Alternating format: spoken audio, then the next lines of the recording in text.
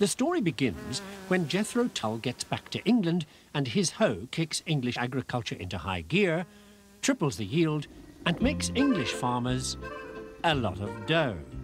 And incidentally triggers a chain of events that will end up leading to nothing less than the French Revolution.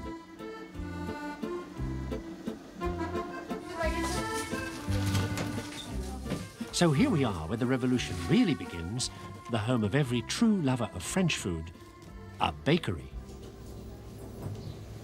Bonjour, madame. 3 baguettes, s'il vous plaît. Think about it. Where are we, 1760 or so? The lunatic in charge is Louis XV. Unlike England, French agribusiness is in deep doo-doo. I mean, the price of a loaf is insane. C'est combien, madame? See? The national economy is not too hot either. And nor is Madame de Pompadour. She's the king's mistress, and she's frigid. But her in-house doctor, a certain Francois Quesnay, fixes that.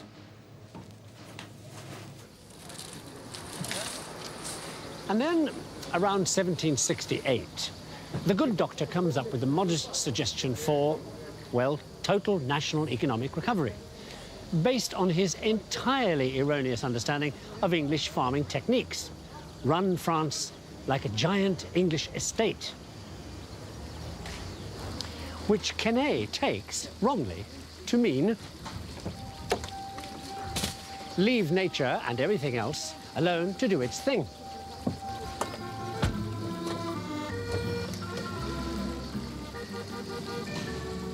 Okay, time for a very brief word about economic theory. Quesnay's idea about leaving things alone to do their thing became known as laissez-faire. Free trade, we'd call it. The reason I can buy this Japanese car anywhere, for instance. Back then, what Quesnay meant was that if the French government introduced free trade, that would stimulate the economy and stop the place from generally going down the tubes. Well, they didn't. So it did.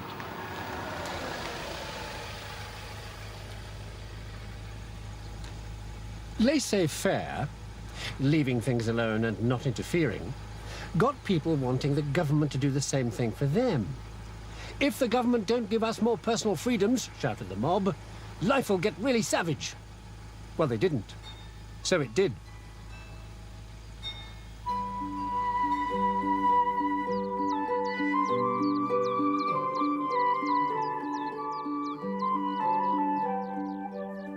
That word savage is why we're in Switzerland, with Jean-Jacques Rousseau, nature lover, philosopher, and a general ladies' man, as you can see. Rousseau's busy stirring things up about going savage, by which he means the simple life. Society living together by democratic consent, with commonly agreed laws, no private property, freedom of speech, governments that were voted in, so they could be voted out.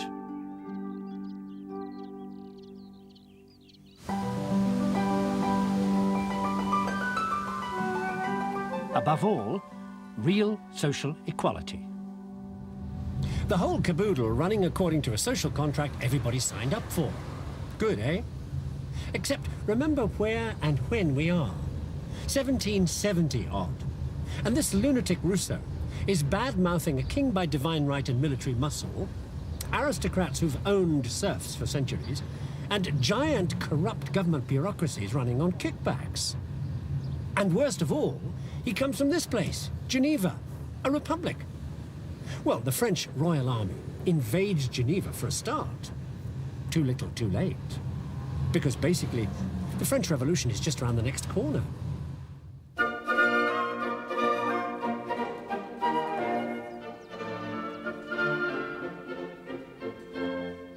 This was the world the revolution destroyed. You can tell what it must have been like. Formal, everything in its place, including you. Classified, lower class, middle class, upper class. A universe that science said was a machine with people just cogs in the machine. The triumph of order.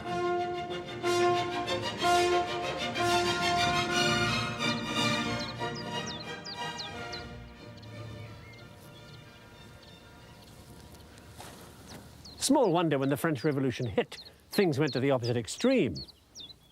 The obedient, impersonal masses were out. The caring, emotional individual was in. The new romantic art of the period says it all. Individuals turning their back on society to explore their feelings. So what were feelings? Well, to the keen medical eye, the real question was much bigger. What was the physiology of feeling? How did your senses work? Let's see, shall we? Open your eyes wide, please. Thank you. Now I'd like you to concentrate on something.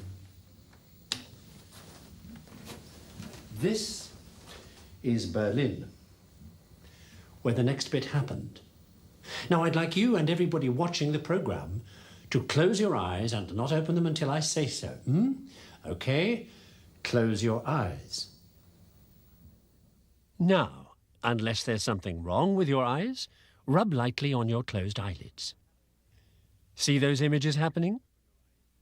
Okay, open your eyes, please. Did you see anything? Good. That's the kind of thing a doctor called Muller got up to in Berlin around 1840. Thing was, where were those images you saw on your eyelids? Not anywhere here, All right. Another test. Please, turn your ear towards this light and shut your eyes again. Go ahead. And now turn back to me and open your eyes again, please. Could your ear see the light? Good. Now, please hold up a hand. Can you feel this color? Good. That'll be all. Thank you. Well, that's what Muller found out. That each sense does a different job. That we don't perceive the world, we only feel different sensations coming in through each different sense. And then we put it all together. We being what Muller called the nervous system. And that was the first time anybody'd thought of the nervous system like that, as an active rather than a passive thing. But enough of my voice for the moment.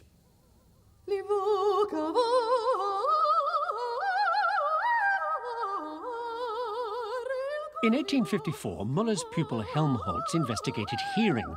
Sound made something in your ear vibrate. So was it like singers making piano strings vibrate?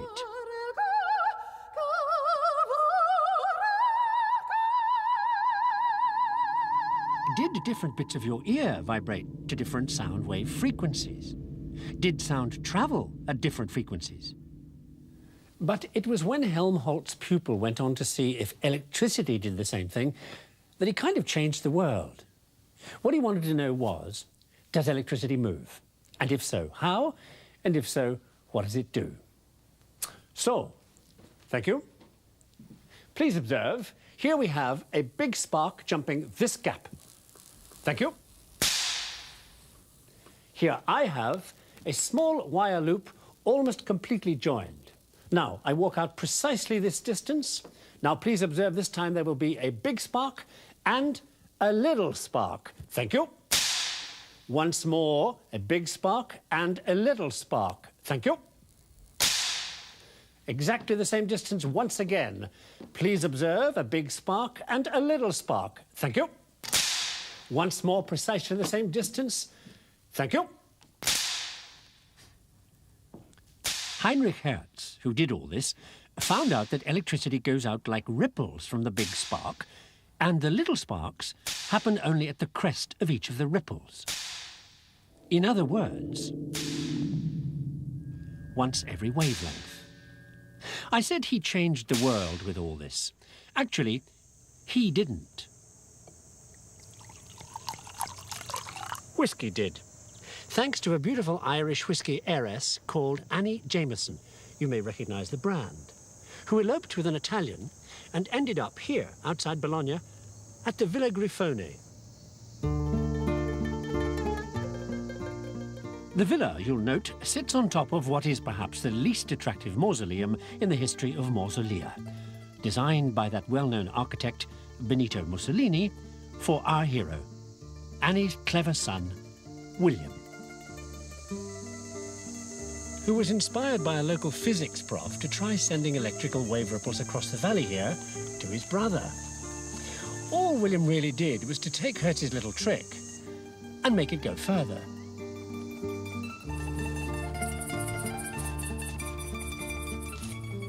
OK, here's the other end of the experiment, getting into position at the top of a hill across the valley and setting up the receiver to receive. Well, that's what we all hope. He rigs up a tall aerial because that makes long waves that go further, and then he turns the current on and off 3 times. That's S in Morse code.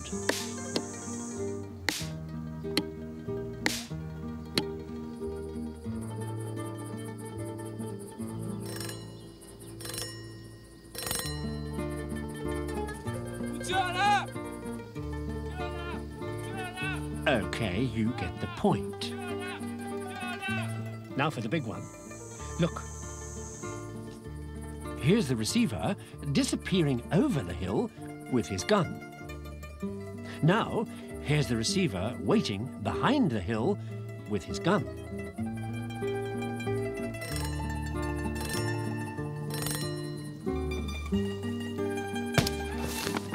And that was the point of the gun, to tell William the incredible news that his little electrical S's have gone over a hill. Well, after this, there's no holding William Marconi. In 1901, he gets more S's to go round something a little bigger. The Earth, from Cornwall in England to St. John's, Newfoundland, with the aerials held up by kites. So, by 1912, radio was kind of science fiction come true. There was a transatlantic radio telegraph service, the first signal from a plane to the ground, and somebody nearly saved the Titanic. And all the while, Marconi's little S's went further and further round the world. On one occasion, from Britain all the way to Buenos Aires. And all without bothering Marconi as to why. But why? Well, the BBC helped.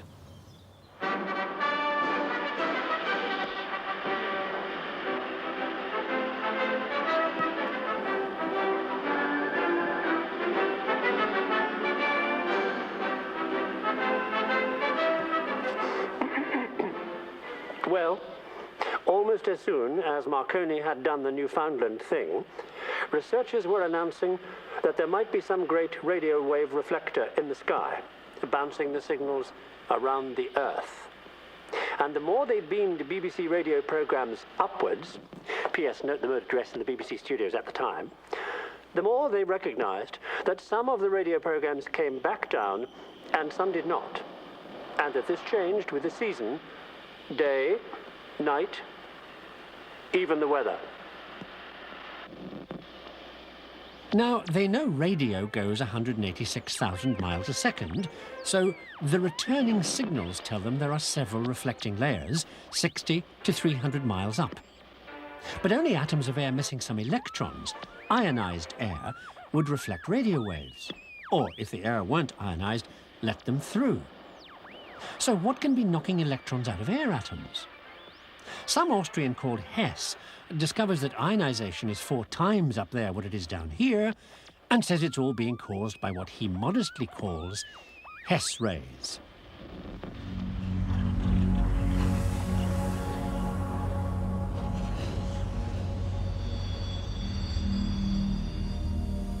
Turned out one source of the mystery rays was this: solar flares that spewed out billions of particles that hit the Earth a couple of days later and ionized the atmosphere. But ionization still happened even when the sun wasn't having solar flares. So there had to be a source beyond the sun. Oh, well, now we're into the big time. They changed the name from Hess rays to cosmic rays. Which is, of course, why I'm here in the Redwoods. looking for tree rings. Ah. You see how each ring is a year's growth, but look at that fat ring there. That means a lot of growth that year, that means a lot of rain. And again, and again, and again, and again, every 11 years. And guess what? They find out that the sun has flares and spots and such in the same 11-year cycle. So in the 1930s, a weather expert called Mauchly decides to take a closer look at this sun-spot-weather relationship. Now, this is going to involve a humongous amount of calculation. And right next to him are some people counting cosmic ray particles with these vacuum tubes. Turns on and off when the particles hit it. So Mauchly tries it with electrical signals instead. And it works. They turn it on and off too. Bingo, says Mauchly. That means, at which point, enter World War II, and before he knows what's hit him, his great idea has been taken over by the army. But not for weather forecasting. The army needed an adding machine. See, calculating artillery tables to tell gunners how to aim their guns accurately was a nightmare. There were so many variables, it took hotshot mathematicians 24 hours to calculate one shell trajectory.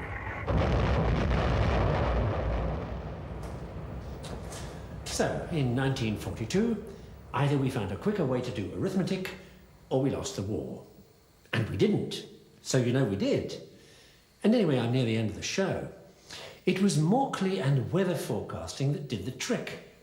Remember the vacuum tube and how those signals turned it on and off? Well, here's what Mauchly did with that. I'll show you with wine bottles since we're back at that French vineyard. Okay, sets of 10 vacuum tubes. Ones, tens, hundreds, thousands, and so on. Now, say you want to add 21 and 101.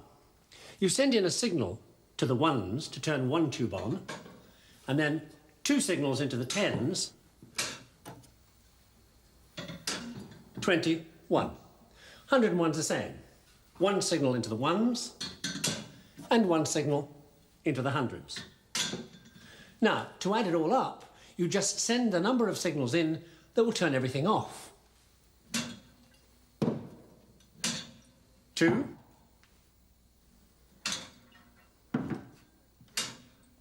22,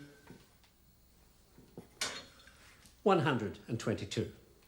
And keep on adding sets of 10, and you can add sums in the trillions in a split second.